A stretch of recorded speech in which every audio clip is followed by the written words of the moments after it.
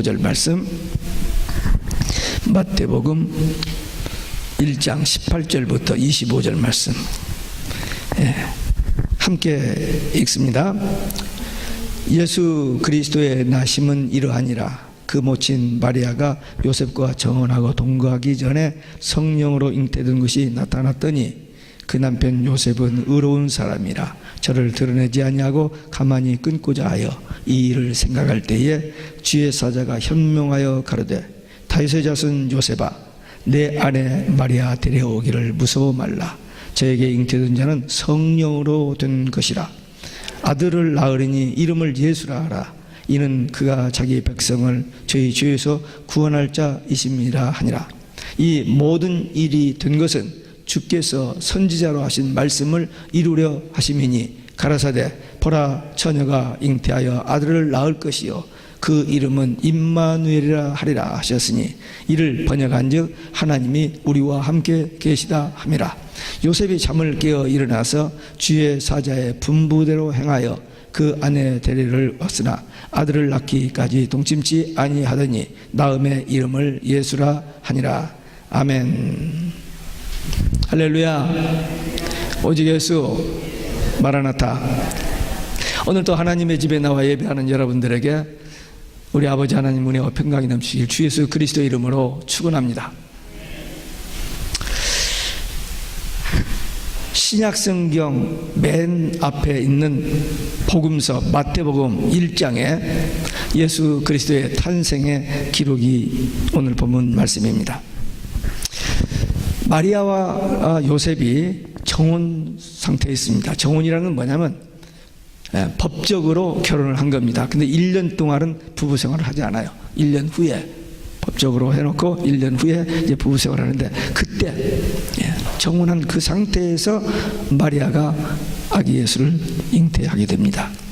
가브리엘 천사장이 마리아에게 나타나서 은혜를 받은 자여 하면서 아이를 가질 것을 얘기했을 때 놀래가지고 어떻게 그런 일이 있을 수 있습니까 했더니 하나님께서 성령을 통해서 잉태하는 메시아, 언약의 성취로 오신 그분을 잉태할 것이라는 메시지를 줍니다.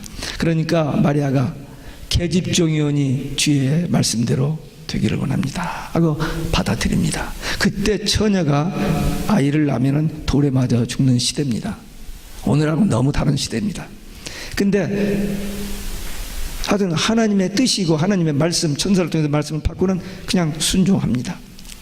근데 이제 마리아가 임신한 것을 이렇게 알고 자세한 얘기를 하지 않았는데 마리아, 요셉이 알고 조용하게 끊고자 했습니다. 왜? 덕스럽지 않고 또 그렇게 되면 이제 큰 재기가 나니까 조용하게 끊고자 했을 때 꿈에 주의 사자가 성령으로 잉태된 것이니 염려하지 말라. 아들을 낳으니 이름을 예수라 하라. 그러니까 마리아의 순종, 요셉의 순종으로 아기 예수가 이 땅에 탄생하신 겁니다. 오늘 예수 그리스도께서 오신 이유, 이 내용 우리가 다 아는 겁니다. 크리스마스 때마다 들은 얘기니. 그러나 오늘 이 시간 다시 이 복음을 듣는 순간 이 복음의 그 깊이를 깨닫고 믿음의 확신을 얻는 시간이 되시기를 주 예수 그리스도의 이름으로 축원합니다. 첫째, 예수님 오신 이유, 자기 백성을 죄에서 구원하시기 위해서 오셨습니다.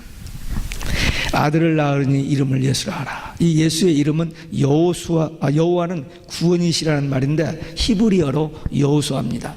성경에 여호수아라는 이름이 여러 개 있을 것입니다만 우리가 잘 아는 두 사람의 이름이 있습니다.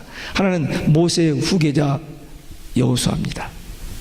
이스라엘 백성들을 애굽에서 종되었던 자리에서 해방하여 가지고 광야를 거쳐서 마지막 약속의 땅 가나안 땅에 들어가는, 천국에 들어가는 예표죠, 모형이죠. 그 가나안 땅으로 인도한 게 누구냐? 이 여호수아입니다. 그러니까 예수님의 예표입니다. 우리를 구원하여 천국 가게 하는 그 예표. 또 바벨론 포로에서 돌아와가지고 70년 만에 돌아와가지고 성전을 짓는 일을 하는데 스룹바벨과 제사장 여호수아가 있습니다. 이 여호수아가 하나님의 말씀을 이스라엘 백성들에게 그래서 영적으로 훈련시키시고 성전 짓는 일을 하는 그 여호수아입니다. 성전. 포로 생활에서 돌아와서 하나님의 집, 거기서 하나님의 복을 누릴 수 있도록 그 회복하는 일을 이 여호수아 제사장이 했는데, 이들이 바로 예수님의 모형입니다. 로마서 6장에 보면 죄의 삭은 사망이요 하나님의 은사는 예수 그리스도 안에 있는 영생이라 그랬습니다. 죄라는 것은 뭐냐? 그 헬라 말로 하마르티아인데 관역을 빗나간 화살입니다. 화살을 쏘았는데 관역에서 빗나가. 그러니까 하나님의 뜻, 하나님의 말씀에 어긋난 그것이 죄입니다. 그 죄의 삭은 사망이에요. 근데 예수님께서 오셔서 그 죄값을 대신해서 십자가에 죽으심으로 우리를 구원하셨습니다. 그래서 우리가 죄와 사망에서 해방된 겁니다. 예수님께서 자기 백성을 위하여 구원자로 오셨는데, 이 자기 백성이 누구냐? 유대인이 아닙니다. 지금 예수님이 유대 땅에 나셨거든요. 그러니까 거기에 있는 유대인들을 구하러 오신 것이 아니고 예수를 구주로 믿는 모든 인류입니다. 상당히 중요한 얘기입니다. 오늘날도 많은 목회자들이, 많은 사람들이 자꾸 유대인으로만 돌아가요. 유대인으로만 돌아가는데 구약교회가 끝났습니다. 이스라엘이 멸망했어요. 예수님을 죽였습니다. 그들은. 그래서 이제 교회, 신약 교회 시대를 통해서 예수 믿는 자들을 구원하시는 하나님의 구원 역사가 지금 계속되고 있는 거예요. 그래서 예수님을 믿는 모든 사람, 창세기 3장 15절에서 구원 언약을 하셨어요. 그리고 아브라함, 다윗, 선지자 중에서 메시아가 오리라. 메시아가 인간을 죄에서 구속할 메시아로 그를 믿어라. 그렇게 하셨는데 그 말씀을 듣지 않고 예수님을 배척하고 예수님을 죽였습니다. 그래서 유대인들은 메시아가 온다는 소식을 지식으로는 다 알고 있었어요. 근데 잘못 알고 있었던 게 뭐냐면 정치적인 메시아로 기대를 하고 있었습니다. 다윗의 후손이 온다는 말을 잘못 이해해가지고 다윗이 그 모든 나라를 평정하고 했던 그런 그 번성, 이런 것으로 생각하고 정치적인 메시아를 기대하고 있는데, 예수님은 정치적인, 사회적인 그런 군사적인 메시아로, 구원자로 오신 게 아니고 죄로부터 구원자로 오셨습니다. 그래서 유대인들은 예수님을 거절하고 배척하고 죽였습니다. 예수님께서 무능해서 유대인들에게 죽은 게 아닙니다. 그 마지막 이제 그 겟세마네 동산에서 기도를 끝나고 잡으러 왔을 때 베드로가 칼을 뽑아서 그 종의 귀를 잘랐을 때, 내가 지금이라도 12명이라도 천사장을 불러서 이렇게 멸할 수 있을 줄 모르냐 그러셨어요. 근데 예수님은 십자가에 돌아가시기 위해서 오셨습니다. 우리 인류의 죄를 구속하시기 위해서. 그래서 예수님이 십자가를 향하여 나아갔던 거예요. 그래서 십자가를 지고 우리를 죄에서 구원하여 주셨습니다. 그 예수님이 십자가에 죽으시고 부활하시고 승천하시고 지금 보좌 우편에 계시고 중보 기도하시다가 다시 재림하십니다. 그러니까 예수님의 탄생, 십자가, 부활, 승천, 재림, 이걸 다 믿어야 바른 신앙입니다. 어떤 사람은 십자가, 부활만 믿어요. 제가 최근에도 설교를 한번 들었는데 어떤 목사님이 십자가, 부활만이 참 복음이고 이 복음을 믿으면 구원받습니다, 막 이렇게 세게 설교를 하더라고요. 근데 맞아요. 왜? 예수님이 이 땅에 오셔서 우리 대신 십자가에 죽으시고 부활하심으로 우리의 구주가 되셨으므로 예수 십자가, 부활을 믿으면 돼요. 근데 재림을 안 믿으면 어떻게 되죠? 재림을 안 믿으면, 재림은 계시록은 덮어두고, 그건 모르니까 위험하니까 덮어두고, 요즘 예수님이 재림이 없다고 작년 4월 18일 날 교황청에서 발표했잖아요. 끔찍한 일입니다. 예수님이 십자가 실패했다고 금년 9월 24일 이 마나탄 성당에서 교황이 설교가 갔어요. 참 무서운 세상이 왔어요 지금. 오직 예수는 죽인다는 거예요 이제. 근데 분명히 우리는 예수님의 십자가를 통해서 구원받은 건 사실이에요. 근데 주님이 오셔야 우리가 천국 갑니다. 지옥 권세에서 해방되고 천국 가는 거예요. 예수님께서 십자가에 죽으시고 부활하시고 또 재림하시는 이 복음이 완전한 복음, 참된 복음이냐. 그러니까 우리는 우리 앞에 지금 다가오고 있어요. 환란이 오고 있습니다. 그때 오직 예수님을 죽인다고 할 때 그때 타협해버리면 멸망입니다. 죽어도 오직 예수 해야 구원, 영생, 천국입니다. 오직 예수 신앙, 마라나타 신앙으로 끝까지 승리하시기를 주 예수 그리스도의 이름으로 축원합니다. 두 번째, 예언의 말씀을 이루려고 오셨습니다. 구약에 예수님의 초림에 대한 예언이 456번 기록되어 있습니다. 모세오경에 75번, 그 다음에 예언서에 243번, 나머지 138번. 근데 이 예수님의 초림 예언이 100% 성취됐습니다. 100%. 그냥 그렇게 오신다고 하셨는데 그냥 이렇게 오셨다, 그 정도가 아니고 언제 어디서 어떻게 그대로 다 성취됐어요. 100% 성취됐습니다. 이사야 7장 14절, 이사야를 통해서 주신 예언의 말씀이, 보라 처녀가 잉태하여 아들을 낳을 것이요 그 이름을 임마누엘이라 하리라.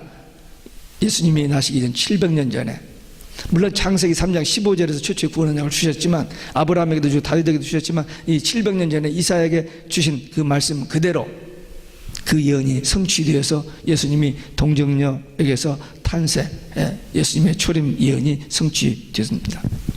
근데 여기 보라 처녀가 잉태하여 아들을 낳을 것이요 라는 이 처녀라는 말을 가지고, 그냥 처녀예요. 처녀인데 이 말을 가지고 자유주의 신학자들은 결혼 정년기인 아이를 낳을 수 있는 여자 뭐 이렇게 해가지고 그 예수님의 그 동정녀성을 이렇게 좀 부인하는 그런 무드로 이렇게 주장하는 학자들이 있습니다. 근데 이 처녀 헬라 말은 파르테노스라는 말은 남자를 모르는 동정녀가 분명히 맞습니다. 그러니까 예수님은 성경 예언 그대로 처녀의 몸에 잉태되고 출생했습니다. 이 부분이 태초에 하나님이 천지를 창조하시니라 그 말씀이나 예수님이 마리아에게서 성령으로 잉태하여 출생했다는 말 똑같이 어려운 말이에요. 창세기 1장 1절을 읽고 안 믿어지는 사람은 뒤에 성경 다 못 믿습니다. 어떤 사람이 처음 이제 은혜 받고 성경을 부인이 하도 읽으라서 읽는데 마태복음 1장을 읽어보니까 다 뭐 낳고 하는데 뭐 여자가 처녀가 아이를 낳고서 이거 거짓말해서 찢어버렸대요. 그렇게 찢다 보니까 성경이 속이 다 찢어지고 없어지더래요. 그 사람이 나중에 부흥사가 됐습니다만은 어쨌든 창세기 1장 1절이 믿어지는 사람, 이 마태복음 1장 요 22절 23절 말씀이 믿어지는 사람은 이건 하나님의 은혜 받은 사람이고, 이게 안 믿어지고 머리를 아무리 굴려봐도 안 믿어지는 사람은 다른 것도 안 믿어집니다. 믿어질 수가 없어요. 마태복음 26장 64절에 보면 예수님이 이제 마지막 날 저녁에 가야바 법정에 가서 재판을 받습니다. 제사장이 대제사장이 묻습니다. 너 정말 맹세하여 말하냐? 한 번만 정확히 대답해. 너 정말 하나님의 아들 그리스도냐? 네 말이 맞다. 긴 말 하지 않고 네 말이 맞다 하고는 하신 말씀이 이 말씀입니다. 구름을 타고 오는 것을 보리라. 제리미디안 얘기입니다. 제가 2년 전인가요? 우크라이나 선교 갔다 와가지고 마태복음 16장 21절부터 28절 설교를 준비하고 있는데, 그때 21절에 보면은 비로소 예수님이 십자가 부활에서 처음으로 이 얘기를 합니다. 지금까지 제자들이 그 말을 해도 못 알아들으니까, 왜냐하면 제자들은 그때 예수님이 인기가 막 올라가고 그러니까 로마 정권을 타도하고 이스라엘 나라를 회복하면 자기들은 국무총리, 내무부 장관, 외무부 장관 여기 꿈꾸고 있었거든요. 그 마가의 다락방에서 만찬을 할 때 그때까지도 서로 누가 더 크냐 하면서 이렇게 눈치 보던 작전을 하고 있었어요. 근데 예수님이 비로소 내가 예루살렘에 올라가서 십자가에 죽고 부활하신다 그 말을 알아듣지 못합니다. 근데 그 말씀 우리가 이해를 해요. 근데 그 같은 패러그래프 21절부터 28절 끝에 27절에 보니까 올리어 가심을 본 그대로 인자가 아버지의 영광으로 그 천사들과 함께 오리니, 그런 말씀이 있어요. 사도행전 1장 11절에도 예수님이 부활 승천하실 때에 천사가 옆에서 너희들이 본 대로, 예수님이 하늘로 구름 속으로 올라가신 그대로 너희가 본 대로 다시 오시리라. 이건 하나님의 말씀이거든요. 이 말씀 그대로 될 일입니다. 예수님의 초림이 456번 기록되어 있는 그대로 성취된 것처럼 예수님의 재림은 1518번 기록되어 있습니다. 반드시 될 일입니다. 예수님의 재림 반드시 될 일. 근데 오늘 많은 사람이 예수님의 재림을 안 믿으려고 그래요. 왜? 이 땅이 살기 좋으니까, 이 땅에서 잘 되기를 바라기 때문에. 근데 분명히 성경은 예수님의 재림이 있다라고 말하고 있습니다. 하나님의 말씀은 반드시 그대로 이루어집니다. 그래서 우리는 아멘 주 예수여 오시옵소서 마라나타를 매주 하는 겁니다. 그러니까 이제 우리 앞에 이제 끝이 오니까 마지막 환란이 있습니다. 근데 환란이란 말은 듣기 싫어요. 그러나 환란보다도 신랑 되신 예수님의 신부된 교회를 데리러 오신다는 그 최후의 약속, 그 약속을 믿는 우리들은 아멘 주 예수여 오시옵소서가 절로 나와야 돼요. 아기 예수 탄생을 기뻐할 뿐만 아니라 다시 오시는 그 예수님이 훨씬 더 기쁩니다. 어린아이 태어났을 때도 기쁘죠. 삐약 앵하고 울고 태어나지만 얼마나 기뻐요. 근데 결혼식, 헌인식 더 기쁩니다. 네, 더 기뻐요. 우리 주님 다시 오시는 그 소망, 그 믿음 가지고 끝까지 나중까지 달려갈 길을 달려가는 믿음의 용사들 되시기를 주 예수 그리스도의 이름으로 축원합니다. 세 번째, 우리와 함께 계시기 위해서 오십니다. 임마누엘이라는 말은 임, 함께, 그 다음에 마누, 우리와, 그 다음에 엘, 하나님입니다. 임마누엘, 하나님이 우리와 함께. 이 엘이란 말을 생각할 때 제가 또 그 함께란 말이 생각할 때 제 마음속에 떠오르는 게 있는데, 참 하나님의 그 계획 뜻은 참 신비해요. 예수님의 제자 중 하나인 도마가 AD 42년경에 우리 한국 신라 가야국에 와서 김수회로 왕을 세례를 주었다는 사실이 지금 역사적으로 증거되고 있습니다. 제가 내년 4월 달에 한국에 또 세례식 가는 군인 세례식에 갔을 때 포항사령부 들렸다가 또 도마박물관에 들리려고 하는데 그게 역사적인 사실로 증거되었어요. 깜짝 놀랐어요. 1885년 언더우드 아펜젤라가 우리 한국에 복음을 전한 게 아니라 AD 42년에 거의 2000년 전에 예수님의 제자 중 하나가 우리 한국에서 복음을 전했다는 사실이 증거되고 있습니다. 또한 놀라운 것은 뭐냐? 우리 한국이 고조선을 누가 세웠냐면 단군이 세웠다고 그러는데, 이 일본 사람들이 우리 한국 역사를 왜곡시키기 위해서 무슨 그 신화를 이렇게 꾸며버렸습니다만, 실제로 셈의 후손 에벨이라는 셈의 후손이 있는데, 4대 후손이 있는데, 거기서 벨렉과 욕단이 있는데, 벨렉은 유대인 이스라엘 나라로 연결되고 욕단의 후손이 단군입니다. 그게 또 역사적으로 증명되는 거예요. 네. 그래서 하나님께서 우리 한국을 지키신다, 저는 그렇게 봅니다. 보세요. 이스라엘 600만을 3억 5천이 둘러싸고 있습니다. 1967년 6.1 전쟁 때 나세르 아랍 대통령이 삽으로 떠서 지중해 다 버려버린다 했어요. 근데 6일 만에 져버리지 않아요. 이 이스라엘에서 하나님이 지켜주시기 때문에 지금도 지켜주시고, 우리 한국 조그마한 이 나라, 못 살고 가난한 이 나라를 강국으로 만드시고 그 몇십억이 지금 둘러싸고 있는데 살아있잖아요. 왜? 하나님이 지키시기 때문에. 저는 그렇게 믿어요. 마지막 선교를 누가 할 것인지 아직 몰라요. 그런데 우리는 우리 한국, 왜? 이 유대인 벨렉의 후손 유대인이, 아브라함의 후손이 복음을 시작했고, 우리 욕단의 후손이 우리가 복음 마무리를 지을 마지막 주자, 저렇게 믿고 기도하는 거 손해볼 거 있어요? 정말 그렇게 믿고 기도하면 좋습니다. 네. 그래서 이 하나님께서 이렇게 함께 하신다는, 네. 그래서 그 우리 한국에 아리랑이 여러 가지가 있습니다만은 엘이랑이 하나님과 함께입니다. 그래서 그 욕단의 후손들이 이렇게 무브 해가지고 우리 한국에 와서 올 때 부른 노래가 아리랑이라는 거예요. 엘이랑 하나님이랑 함께. 그래서 우리가 성경 읽을 때, 기도할 때 이 함께라는 말이 나오면 정말 잠깐 멈추고 한번 생각해 봐요. 저는 그런 습관이 있습니다. 함께라는 말, 그렇게 좋은 말이에요.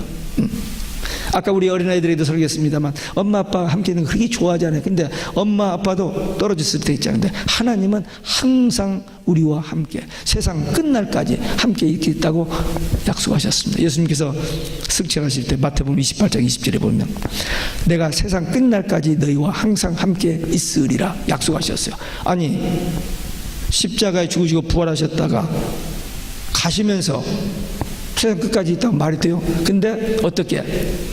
성령을 보내셔서 성령이 우리와 함께. 그러니까 예수님께서 세 가지 약속하셨어요. 세상 끝날까지 함께.